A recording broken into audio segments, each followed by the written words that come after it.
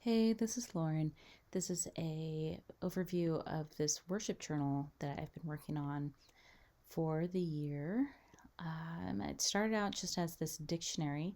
I got two dictionaries for $1 each at the local thrift store. You see, it's just a dictionary, ordinary dictionary.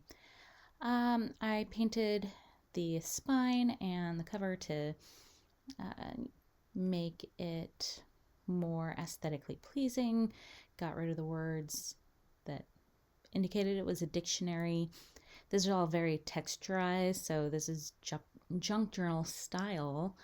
Um, I just really like how it turned out. I love all the flowers, all the 3D um, aesthetics to it, and you can see it's a pretty fat journal. And I just started with what I was memorizing in the Bible that year. So there's a little note that just said, "Hey, this is something I did for me. If I'm dead, like you don't have to feel like you have to hang on to this." So the first passage that I memorized this year was from Philippians 2, but I didn't start the journal until I started Hannah's song in 1 Samuel 2. And so I wrote it out by hand and I printed it out, and that's just what's there. And then I broke down each section here. So Hannah prayed and said, "My heart rejoices in the Lord. In the Lord my horn is lifted high. My mouth boasts over my enemies, for I delight in your deliverance." And so I offer some insights, just things that are on my heart and mind as I meditated on this verse for a week. What if God was enough? Would he be the greatest desire I have? And so there are just some pretty things that I added to the page, like lace and a random key I found. I don't know. I think it was from one of my kids' diaries. So then I talk about what the horn is and what the horn in the Lord. Am I taking pride in God? My horn is always in God, or is it in myself? Part of the junk journal sense is just these extra flaps that are really fun, that if you feel like emulating in any way, there are tons of tutorials on YouTube that go into how you can do that. And there are no rules. So here I write about how my mouth boasts over my enemies because of, not because of me, but because of who God is, and that I'm not taking delight in myself, but in Him. Then on this flap, I just wrote out some Bible verses that I felt were relevant for the foolishness of God is wiser than the wisdom of people. My grace is sufficient. You see, when I trust in God, then I am strong, and I can do all of these things through Christ who gives me the strength. And so I just repeat that for the next few pages there.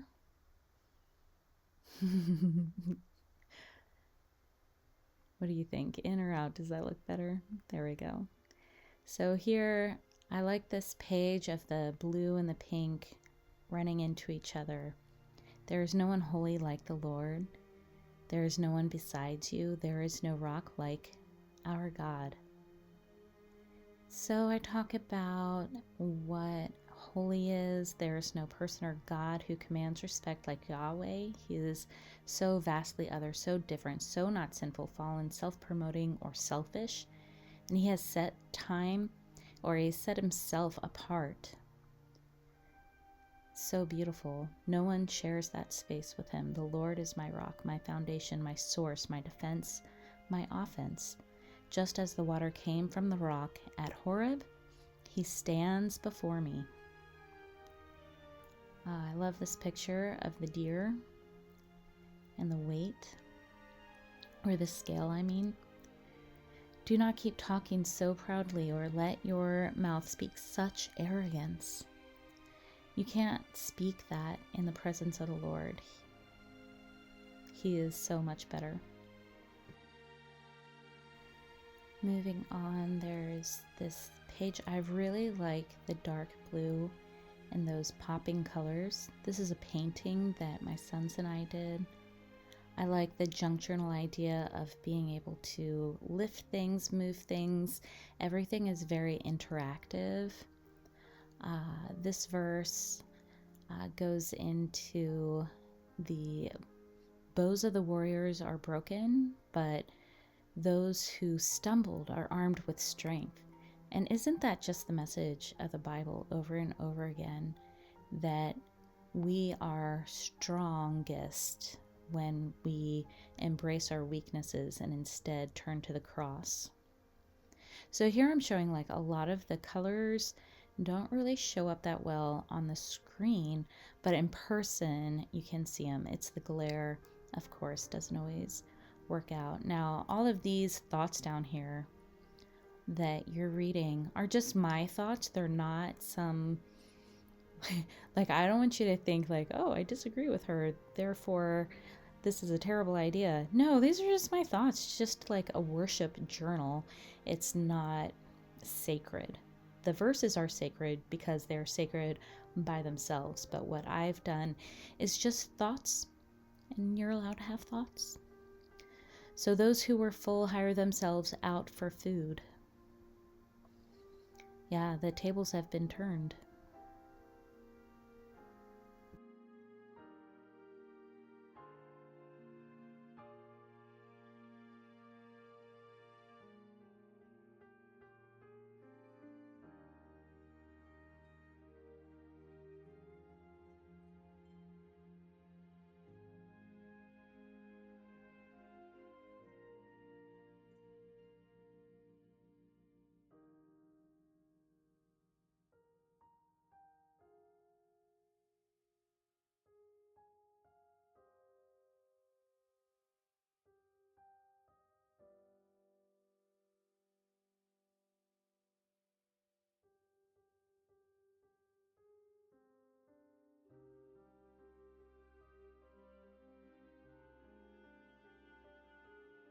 She who is barren has borne 7 children, but she who has had many sons pines away.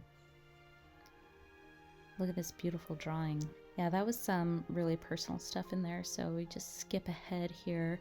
The Lord brings death and makes alive. He brings down to the grave and raises up.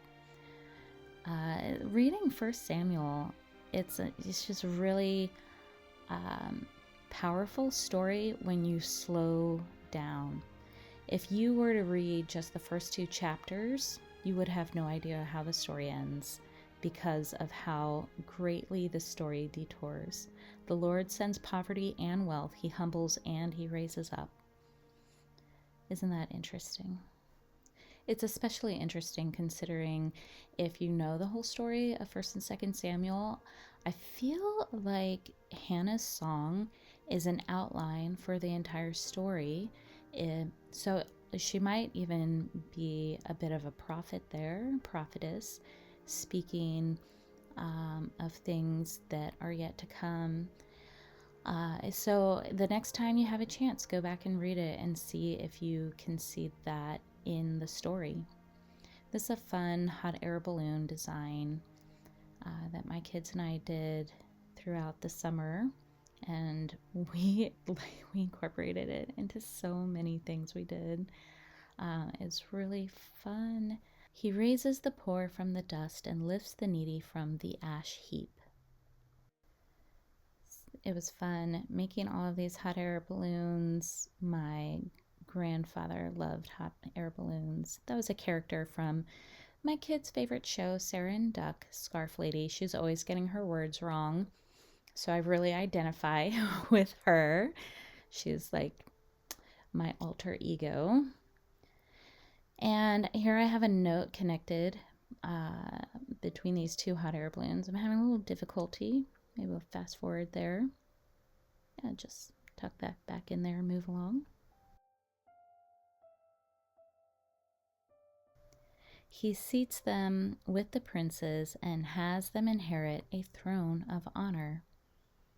I really like this page.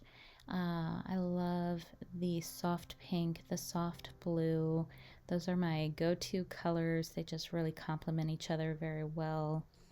This is a pocket design. You can write a note and then just stick it in the pocket. It doesn't have to be poetry. It can just be your thoughts.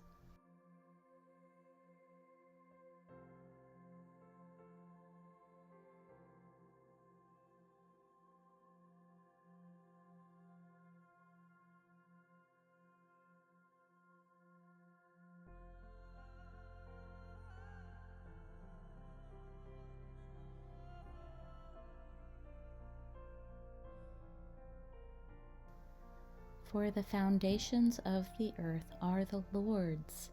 On them he has set the world. What do you think that means?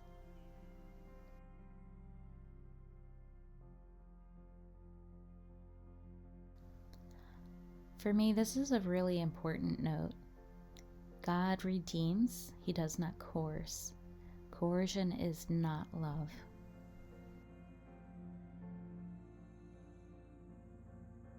He will guard the feet of his faithful servants, but the wicked will be silenced in the place of darkness.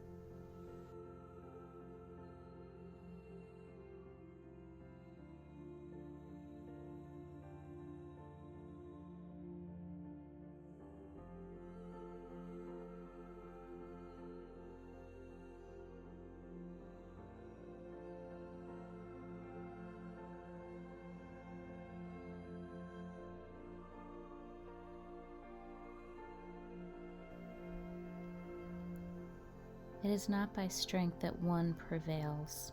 And here I'm showing, it's Advent as we're going through this recording. And so I'm highlighting here that Jesus illustrates his winning strategy was coming as the most vulnerable of all people, a baby, helpless, completely dependent on his mother. And yet that is his idea of strength.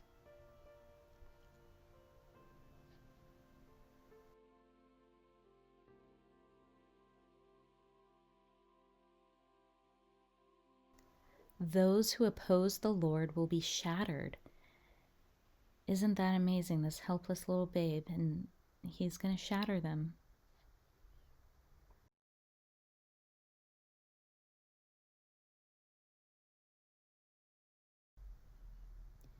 He will thunder against them from heaven. The Lord will judge the ends of the earth. I love this triangle shape on the red background because Sinai was surrounded by like that billowing smoke. It was really intense moment there. And so then I'm talking about Sinai on these pages, and that color to me really brings out that theme of what the Bible was talking about at this point. And just knowing that it's not the correct denomination, but Christ that saves us. That's a message I think it really needs to be reiterated over and over and over again. If you were reading that. Yeah, Christ is our salvation, not whatever creed we say. And I know, we want to make sure our creeds are right, but what good is it if you claim to have faith, but there is no fruit? There is no action to back that up. He will give strength to his king and exalt the horn of his anointed. I really like these stickers I found for this page. Here's some thoughts about David and Jesus. I like having the dark page with the blue come through. One thing to note is that just because I like something doesn't mean you have to like it. You do something that fits your personalities, things that you like. I like writing all crazy. That doesn't mean you have to. But it's fun. You should give it a try.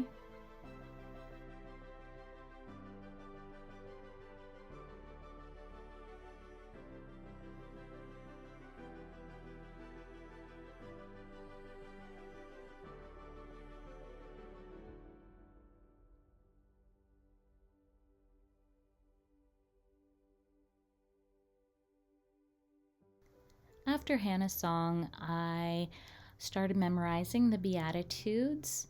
I really like the idea of Beatitudes drawing life, so I drew like flowers and a bee. I didn't draw them, I like did the artistry behind it. And the printed out Beatitudes, I did some watercolor. This is a picture my son drew, and I just thought it was cute, so I included it. This is the Beatitudes written out by hand. So then what does blessed even mean? We always talk about blessed online as being like, oh, I'm free from worry. I get to drink my pina colada in the sand, and I am living some elevated lifestyle, whereas the Beatitudes say the exact opposite is true. I'm blessed because my family is vast, and they take my energy and my my resources, and that they don't let me be selfish. I am more like Christ because of them. So here's a fun page, just a bunch of crazy shapes and stickers and leaves. Blessed are the poor in spirit, for theirs is the kingdom of heaven. So a blessing is a gift from God. To be blessed is to be where Christ is found. Poor in spirit.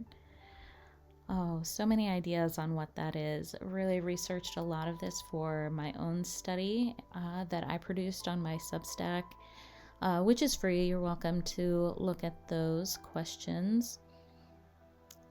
Oh man, this was really very personal and very moving. I felt like I grew a lot of as a person studying the Beatitudes and going very slowly through them. And then the extra time going through and making this journal, blessed are those who mourn, for they will be comforted. This was a really a good way to engage my entire being in this lesson. It was good for my soul.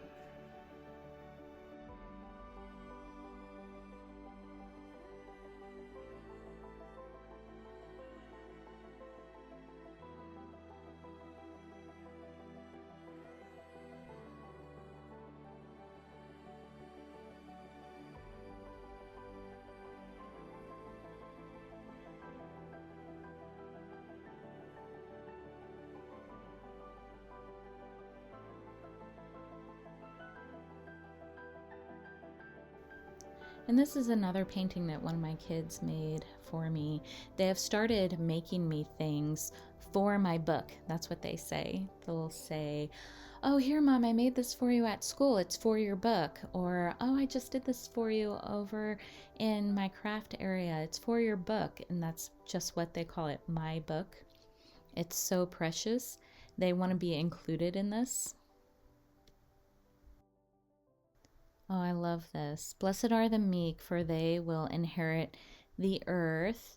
And who are the meek? And as I was studying that, the new Colossus came to mind. Give me your, you're tired, you're poor, your huddled masses yearning to be free. Look at that. So beautiful.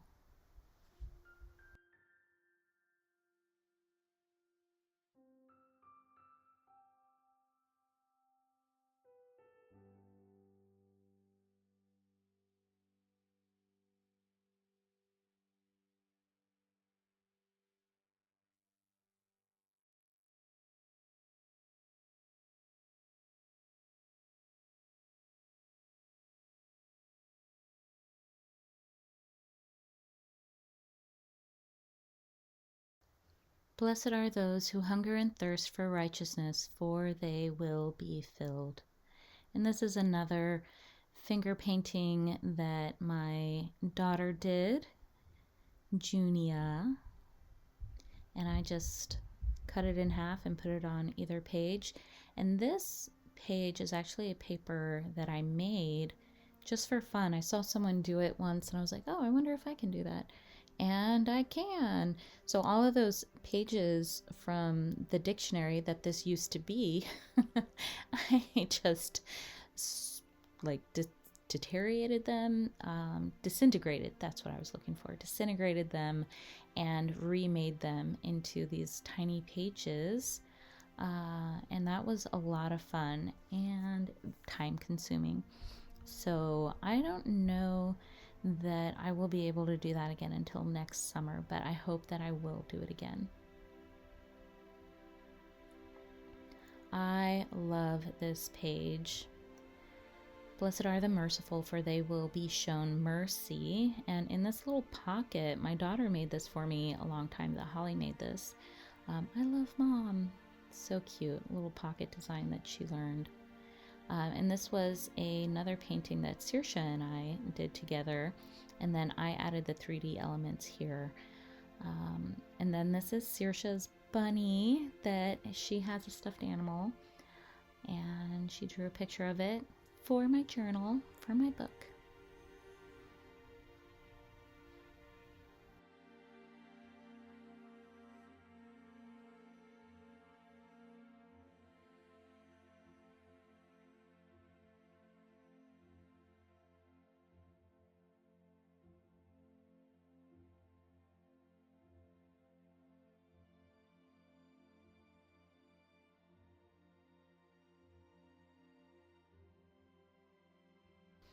This page is so fun for me because of the library card that's there that, isn't too far behind.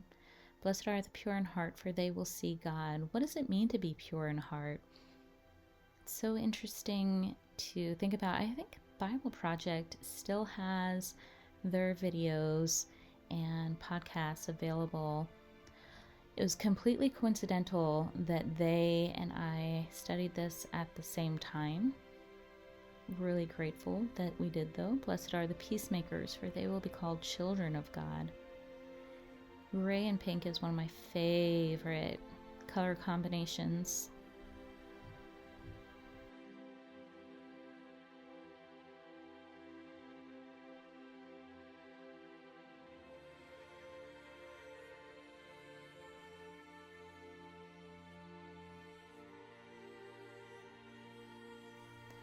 Blessed are those who are persecuted because of righteousness. Now, of course, we always hear that rectifying of situations needs to be, it's not because I'm a jerk. Like, am I being persecuted because I'm a jerk? Am I really righteous, or am I self-righteous? Right? You know what I mean? I'm sure we've all had times where we were on the wrong side. For theirs is the kingdom of heaven. Luckily, we have Christ. Luck has nothing to do about it. It's the all-encompassing love of the Lord that comes in and fixes all of our weaknesses. Because without Christ coming in and fixing the situation, we would have no recourse.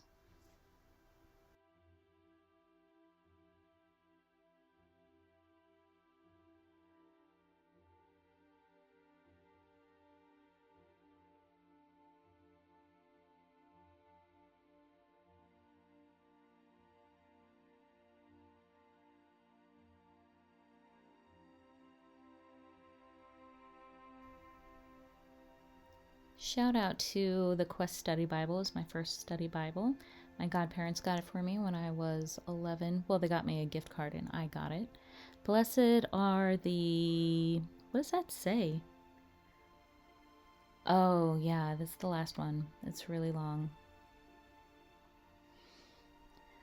Blessed are you when people insult you, when they say all kinds of hurtful things against you falsely on my account. Rejoice and be glad, for great is your reward in heaven.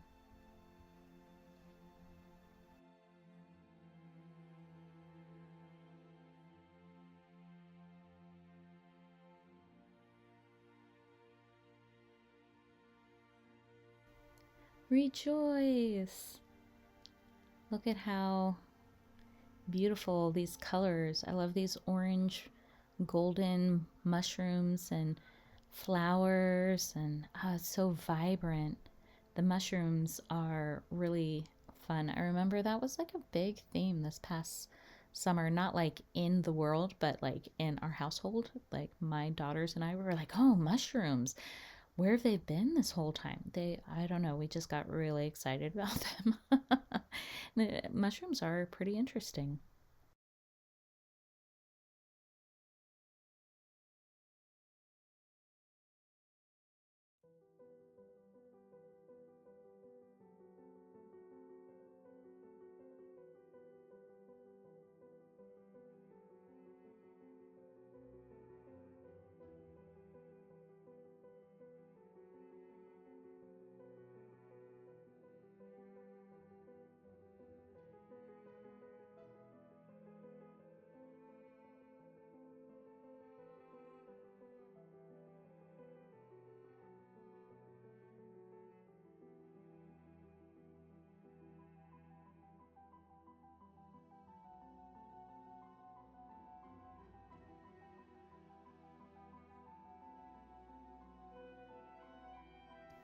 Here you can see I made each page a little bit shorter and highlighted the red, orange, yellow, green, blue. I thought that would be a cool thing to try.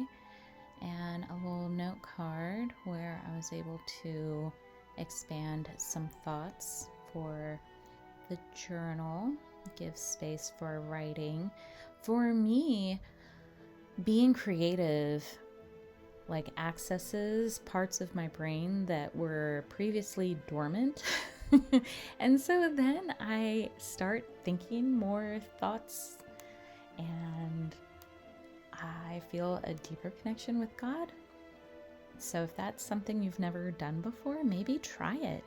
See what happens. And this can be for men or for women. It doesn't have to be just women, although I know women enjoy this. They're more allowed by society to access that creative part of their minds. But men, you don't have to be restricted to that. Beautiful. Some of the best artists in history have been men.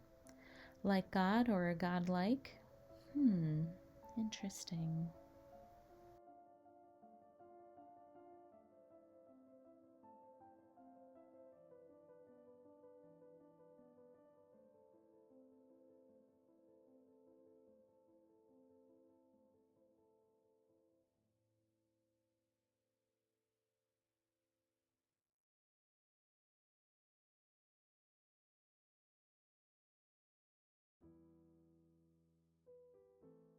I continued that rainbow theme on here and just covered the page and verses about what it means to be blessed from the Bible.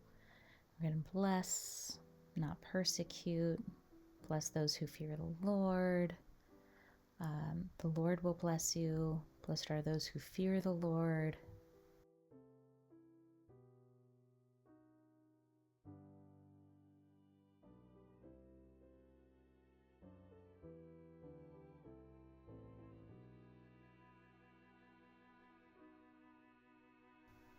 And finally, the last set of verses that made it into the worship journal is Psalm 23. That's another drawing my Saoirse drew for my book.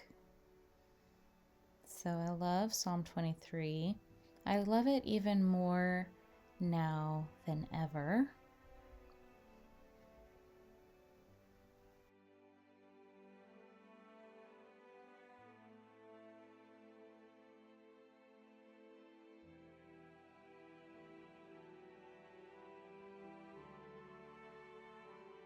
Look at that. Isn't that beautiful? That turned out so beautifully. So the Lord is my shepherd. I lack nothing. So is the Lord Jesus Christ the shepherd, or is he the one talking to Yahweh, his shepherd? Because here, shepherd is referring to the Lord that is Yahweh. It's not Adonai or Elohim. So this is interesting. If you read this psalm now, read it as if Christ is talking to his Father as he goes through his earthly ministry. With those eyes, how does this psalm kind of reinvent itself in your imagination? He makes me lie down in green pastures. He causes me to lie down like a master jeweler makes precious gems. And I wrote that because that word makes me, in Hebrew, it can be translated like a jeweler sets stones. He sets me in the green pasture. Like, that's my spot. That's where I belong. That's where I'm supposed to be, is in a green pasture, just resting in his presence. How beautiful is that?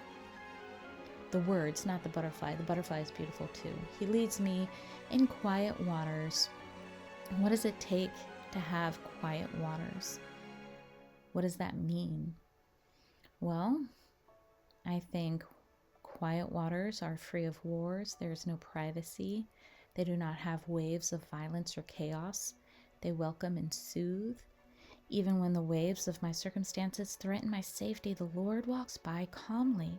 Perhaps Jesus sees that all water is quiet in the presence of his shepherd. He refreshes my soul. Come with me by yourselves to a quiet place and rest. So just hearing Christ wanting that for us, and Christ saying that he finds that fulfillment in Yahweh, it's beautiful.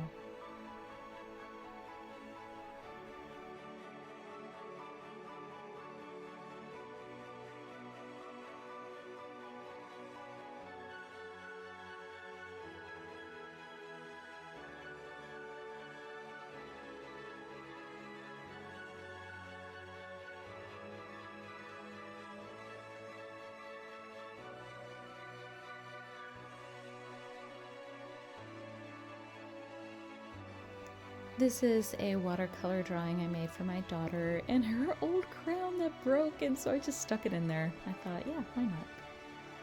But now I'm going to talk about how, even though I walked through the darkest valley, or the valley of the shadow of death, that maybe that is the right path. That is the righteous path.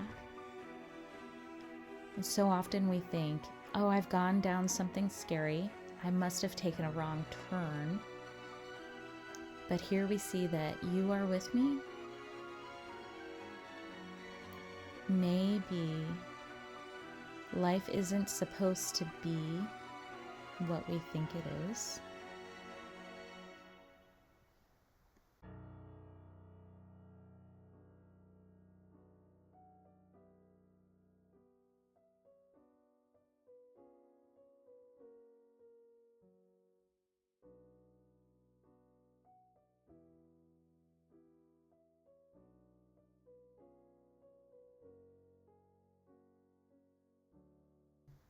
Yahweh's rod and staff comfort, not because he is a shepherd that beats up his sheep. And I think that a lot of us have that baggage that we were told the Lord is going to beat us with a rod. Have you ever seen a shepherd beat a sheep or a lamb? No. They beat the wolves. They're not beating us.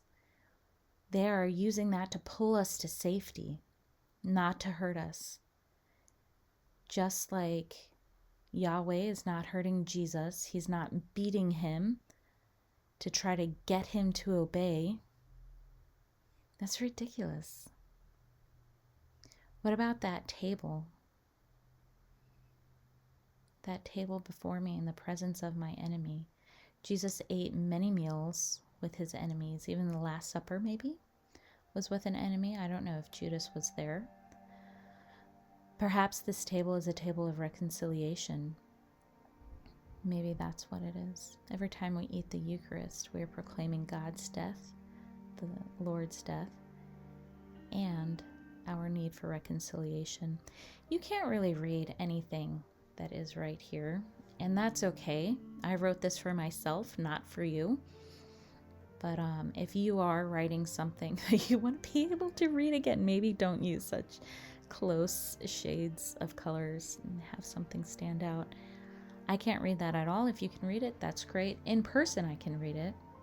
My cup overflows. Is this talking about abundance, or is this talking about the cup that Jesus asked to be taken away the night before his death?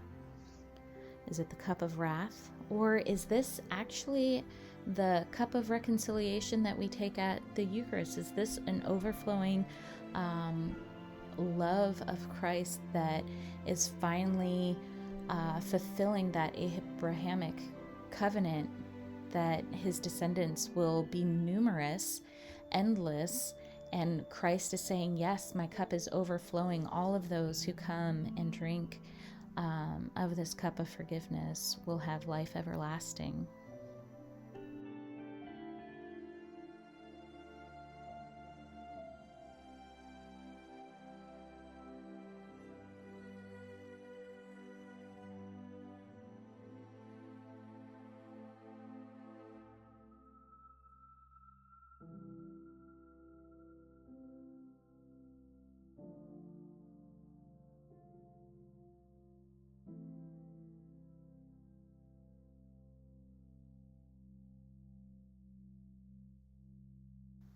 This last page is just some random things I found laying around. Jesus talking about him being the shepherd, and of course he and the Father are one. I found a song book that I owned, I accidentally had, that talked about the kind of using Psalm 23, and it was really beautiful. So let me know what you think about that if you feel like it, and thank you for watching this video with me. If you have ideas of your own, please just steal all of my ideas and use them yourself. Whatever draws you closer to the Lord, it would be beautiful. And that would be great.